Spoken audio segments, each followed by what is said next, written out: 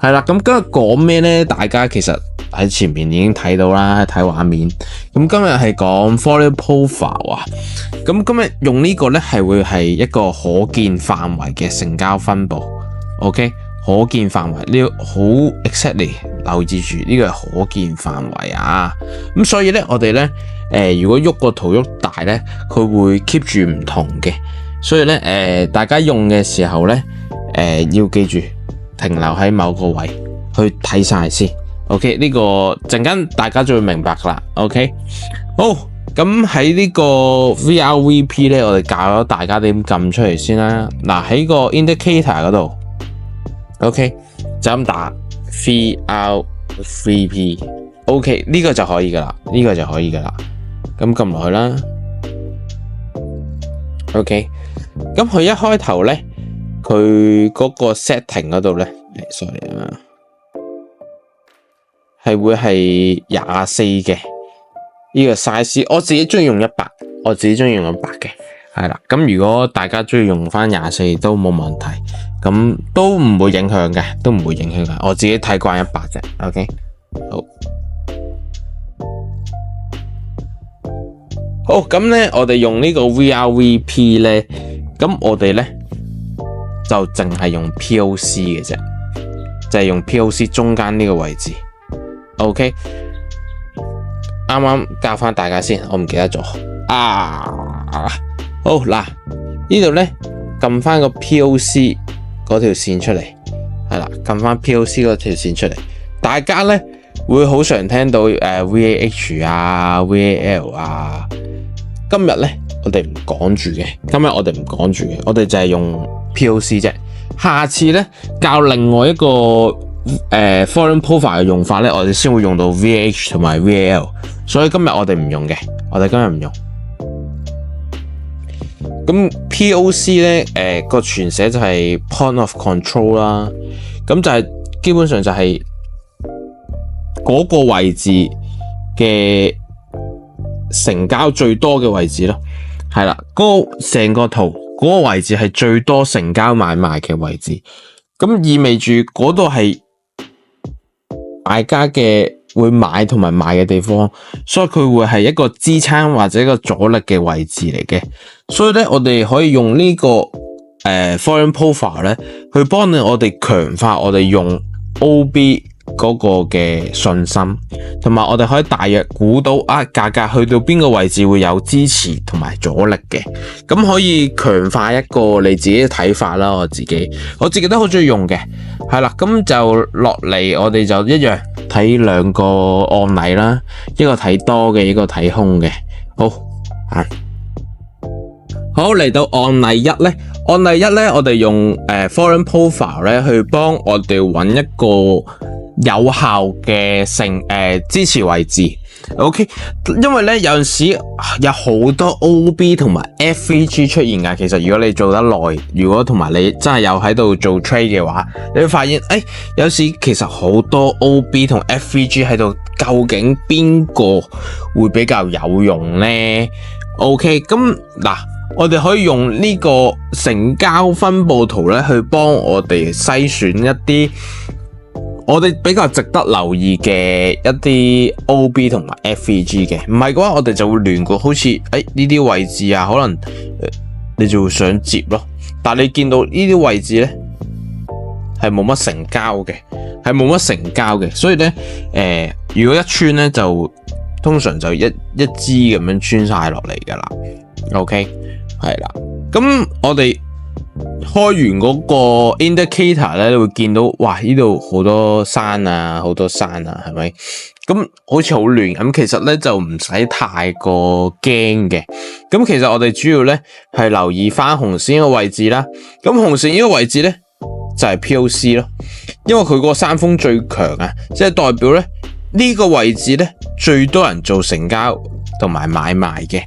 OK， 咁隨住個盤喐咧。呢個 VRVP 咧會改變嘅，呢個 POC 會改變嘅 ，OK。咁咧，我哋其實咧最主要咧，只要留意個 POC 同埋啲山峰仔咧，其實都可以用下嘅，但係我就唔會話特別留意咯。我自己會最中意用就係最頂峰呢個位置，因為佢嗰個成交嗰個支持位會比較強一啲。咁我哋就可以標翻佢附近嘅一啲 OB、FVG 啦，咁樣標晒出嚟先。OK， 係啦。咁如果呢個位置走回調，我可能唔會睇呢啲位咯，我唔會睇呢啲 FVG 咯，我會可能等呢啲 OB 先接咯，係啦。咁我哋睇落去 ，OK， 你見到係即時有反應嘅。如果咧你呢啲位置咧有掛到單咧 ，OK， 有掛到單咧，放喺呢啲位咧，或者你放遠啲啊，唔緊要，你放呢度啊。我哋放翻去頸線啊，呢啲位，嗱，呢個一個 BBR 啦 ，OK， 咁差唔多 2.92 個 RR 係非常靚仔嘅，係非常靚仔嘅。咁我哋望落去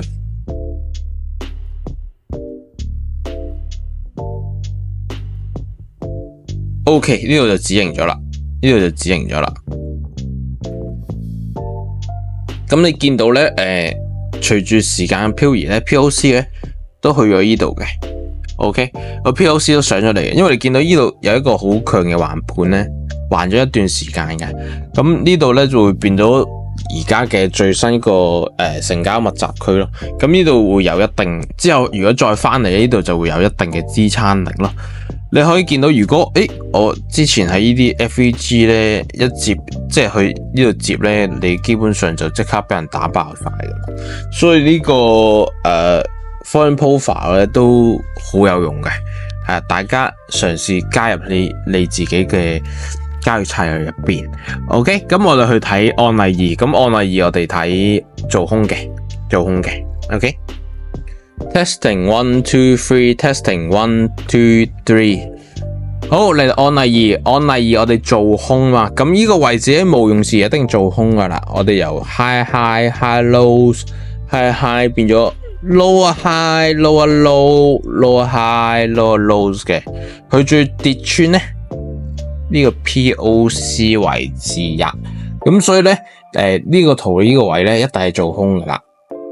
OK， 咁一樣啦，我哋經常會遇到嘅問題，我哋揾到好多 OB、FVG， 但係我哋唔知用邊個比較好。咁好似個圖咁，我哋盡量揾翻一啲類近喺POC 位置附近嘅一啲 OB、FVG 咧，咁呢個勝率就會高好多咯，因為你唔係盲目去揾啊嘛。OK， 佢會多好多原因去support 你個 OB-FVG。OK， 咁例如呢個位置，我哋就做呢個 FVG 啦。OK， 當價格翻到嚟呢度，我哋就開一張空單。OK， 咁止損咧，我哋放翻去 OB 上邊，我哋攞多少少嘅。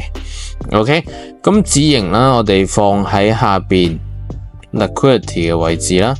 咁有2.35個 RR 都唔錯啊，係咪？